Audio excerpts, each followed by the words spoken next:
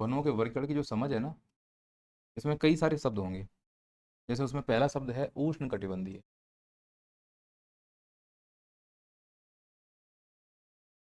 मतलब ट्रॉपिकल। यहाँ उष्ण कटिबंधीय कहने का क्या मतलब है? यहाँ उष्ण कटिबंधीय कहने का मतलब ये है कि जैसे हमारा ये ग्लोब है ना, इस ग्लोब में ऐसी लेटी हुई रेखाओं को अक्षांश कहते हैं, और दो अक्षांशों के क्षेत्र को कटिबंध कहा जाता है। तो ये जो दो अक्षांशों का क्षेत्र है ना, ये है कटिबंध। अब मान लो कि ये 30 डिग्री नॉर्थ है, तो ऐसा कटिबंध जो 0 से 30 डिग्री के बीच में आए। यहाँ गर्मी बहुत होती है इसीलिए है उष्ण हुआ, और चूंकि दो अक्षांशों के बीच की बात है इसलिए कटिबंध हुआ। तो उष्ण कटिबंध का मतलब है 0 से 30 के बीच में पाए जाने वाले क्षेत्र को उष्ण कटिबंध कहते हैं। भारत का जो विस्तार है इसी कटिबंध में हुआ है। इसीलिए भारत की जितनी भी मिट्टी होगी, जो भी जलवायु होगी, जो भी वनस्पति होती है, उसके आगे स्वतः ही हम उष्ण कटिबंध लगा देते हैं। तो भारत की सभी वनस्पतियां कैसी हो जाएंगी, खासकर कौन सी वाली? सभी कहने का मतलब कौन सी वाली? वर्षा वाली।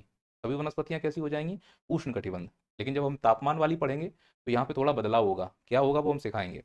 तो वर्षा वाला जो वर्गीकरण है वनस्पतियों का, उसके आगे हम उष्ण कटिबंध क्यों लगाते हैं?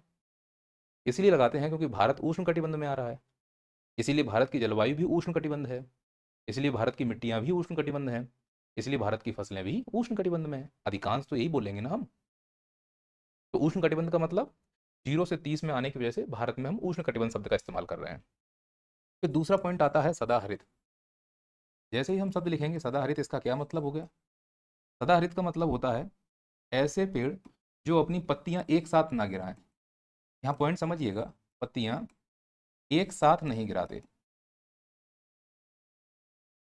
एक साथ नहीं गिराते, है ना। आप ऐसे ऐसे ही मान सकते हो सदाहरित का मतलब है कि जो अपनी पत्तियां नहीं गिराते, पर ये गलत हो जाएगा, जीवन में कभी तो गिराना ही पड़ेगा उनको। तो ये कहना ज़्यादा सही होगा कि ऐसे पेड़ों का समूह जो अपनी पत्तियां एक साथ नहीं गिराते, ऐसे वन जो पहले एक ग्रुप पत्तियां गिरा देगा फिर दूसरा गिराएगा, तो उससे दूर से देखने पे वो हरा दिखाई देगा, इसलिए सदाहरित कहा जा रहा है। तो मैं सदाहरित कहने का मतलब आप समझने के लिए समझ लीजिए कि ऐसे वन जो अपनी पत्तियां नहीं गिराते। फिर अगला आता है पर्णपाती। शब्द आएगा इसमें, ध्यान रखना। पर्णपाती, एसिडियस। पर्णपाती का मतलब है जो पत्तियां गिराते हों, जो पत्तियां गिराते हों। तो मैं उसके लिए बोलूंगा डेसिडुअस, यानी पर्णपाती शब्द का इस्तेमाल करूंगा। फिर इसमें एक शब्द और आएगा जो जरूरी है आपको, आर्द्र। और एक शब्द आएगा शुष्क। तो आर्द्र का मतलब है वर्षा 100 सेंटीमीटर से ज़्यादा है, और शुष्क का मतलब है वर्षा 100 सेंटीमीटर से कम है।